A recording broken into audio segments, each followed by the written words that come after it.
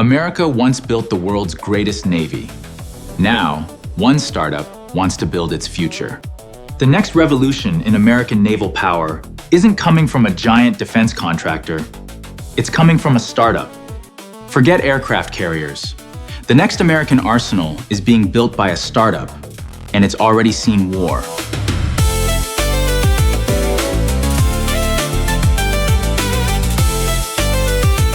In our previous episodes, we explored how aerospace titans like Lockheed Martin and Boeing are descending into the deep ocean to secure the future of undersea warfare, one acquiring digital sensors, the other building massive autonomous submarines.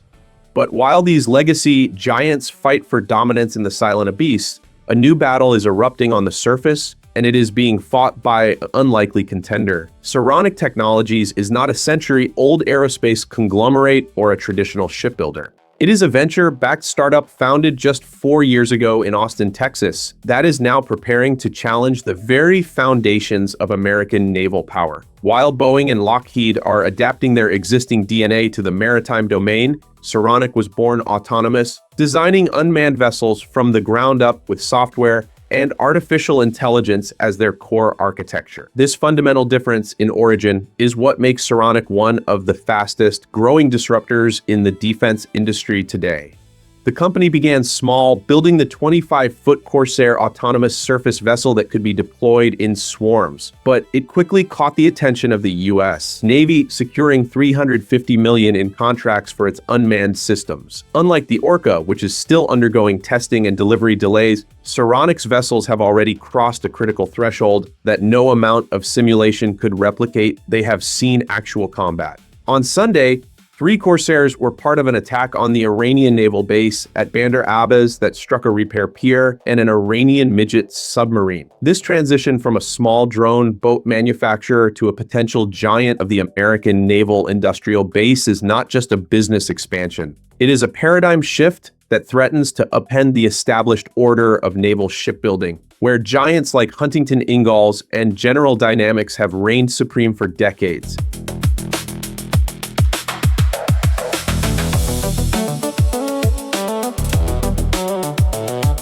To understand why Saronic's meteoric rise is more than just hype, one must look at a pivotal event that occurred just days ago on July 12, 2026, when 3 Saronic Corsairs executed a strike on the Iranian naval base at Bandar Abbas, successfully attacking a repair pier and an Iranian midget submarine. This was not a training exercise or a test of concept. It was the first confirmed combat deployment of American unmanned surface vessels, and it proved that Saronic's technology is not merely experimental, it is lethally operational. The attack showcased the asymmetric advantage of attributable autonomous systems. These low-cost vessels could penetrate defended harbors and strike strategic assets without risking a single American life.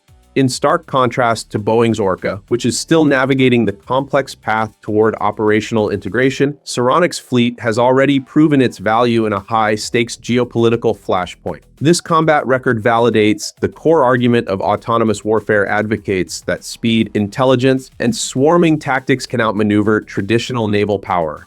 For military planners in the Pentagon, the Bandar Abbas strike was a turning point that validated the shift toward distributed maritime operations, a concept that previously existed mostly in doctrine papers. It demonstrated that unmanned systems could execute complex offensive operations, changing the calculus of deterrence in the Persian Gulf and beyond. The success of this mission has provided Saronic with an invaluable currency that no amount of lobbying can buy: battle-proven credibility.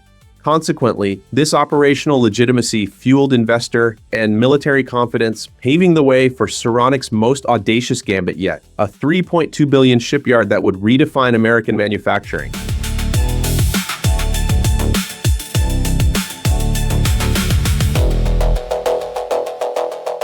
At the heart of Saronic's ambitious expansion is Port Alpha, a massive greenfield shipyard project in the port of Brownsville, Cameron County, Texas, that the company plans to build on an initial 835-acre site with the option to expand to over 4,000 acres, making it potentially one of the largest shipyards in the world. The scale of this ambition is staggering when fully operational. The facility is projected to employ up to 10,000 people over the next 10 years and will be capable of constructing vessels up to 850 feet in length, about the size of a Wasp-class amphibious assault ship. This places Saronic squarely in competition with traditional Navy shipyards, but with a critical advantage: they are building from a clean slate, unencumbered by the outdated infrastructure and bureaucratic inertia that plague legacy facilities. The company secured a significant incentive package, a 95% tax abatement over 19 years from Cameron County, demonstrating the local government's eagerness to attract this transformative industry to the region. The location itself carries deep symbolism, as the port of Brownsville is historically the heart of the nation's shipbreaking industry, where old naval vessels are sent to be dismantled and scrapped. Now, on the same waterfront where American warships go to die, Saronic plans to build the next generation of vessels, a poetic reversal of fortune that signals the end of the old naval era and the dawn of a new one. Construction is set to commence this year, with the first phase expected to be operational by 2028, meaning that within 2 years, Saronic could have the capacity to produce ships that rival the Navy's most advanced amphibious platforms. CEO Dino Mavroukis stated that Phase 1 is only the beginning, and the facility's expansion potential positions Saronic not just as a niche drone builder, but as a primary architect of the future American surface fleet.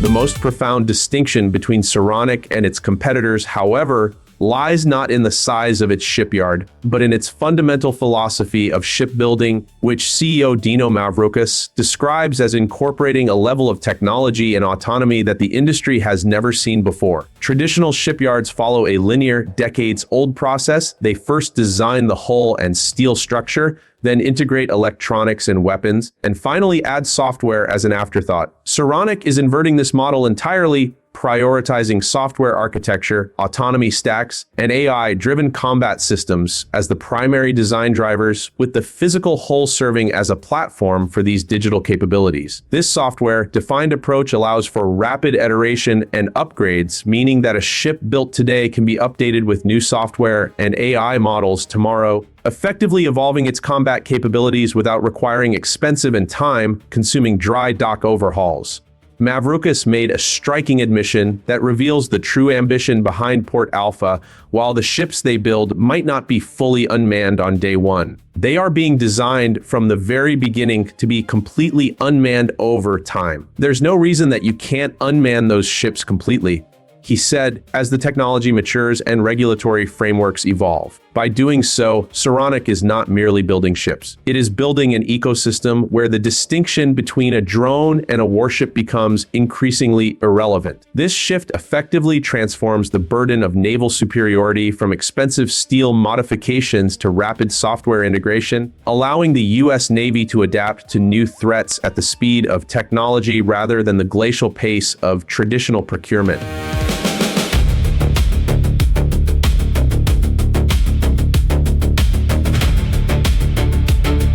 Port Alpha represents the culmination of a carefully orchestrated growth strategy that began with Saronic's Central Texas factory, which currently manufactures the smaller 25-foot Corsair autonomous boats, and expanded with the acquisition of the former Gulf Craft shipyard in Franklin, Louisiana, to produce the Marauder unmanned medium surface vessel. This network of facilities, from the Austin headquarters driving software development, to the Central Texas factory producing swarming vessels, to the Louisiana yard building medium platforms, and now the Texas mega yard constructing large surface combatants, creates a complete, vertically integrated supply chain for unmanned maritime warfare. The strategic positioning of these assets allows Saronic to scale production rapidly, moving from small, expendable drone boats to warship-sized autonomous platforms in just a few years, a trajectory that would be unthinkable for any legacy contractor. By establishing this distributed industrial base, Saronic is preparing for a future where the U.S. Navy requires not just dozens, but potentially hundreds of autonomous vessels to counter the growing fleets of China and other near-peer adversaries.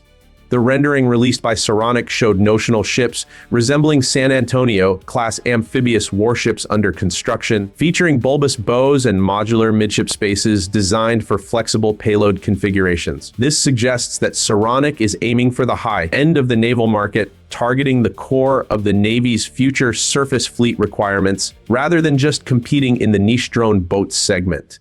If successful, Port Alpha could increase America's shipbuilding capacity by a significant margin, directly addressing the structural deficit that we previously identified as a key driver behind Boeing's push into the undersea domain. Saronic is effectively betting that the future of naval warfare belongs to those who can build fast, adapt quickly, and operate autonomously, and they are constructing the physical infrastructure to make that vision a reality.